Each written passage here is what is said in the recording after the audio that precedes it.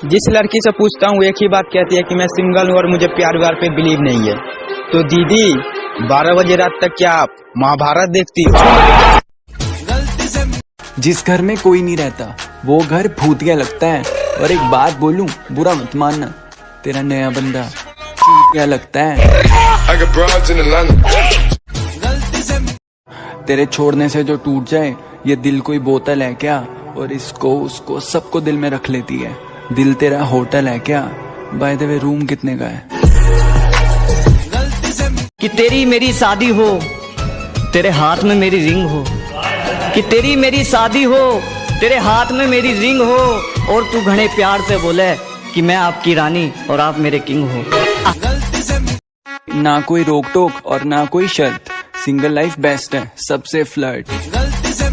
अरे जिसे हो जाए वो रोता है, जिसे ना हो वो कहाँ सोता है। तुझे हाँ करना है तो शादी के लिए हाँ कर मेरी जान। ये बाबू सोना वाला चक्कर ना 4 दिनों का होता है। एक नाम हर रात याद आता है, कभी सुबह तो कभी शाम याद आता है। सोचता हूँ कर लूं फिर से मोहब्बत, फिर पहली मोहब्बत का अंजाम याद आता है। वो किसी गैर को अपना वक्त दे रहे हैं और मोहब्बत में बेवफा हम हो गए।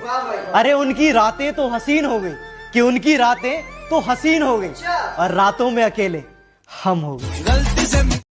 और ये 3 वर्ड्स मेरी एक्स के लिए,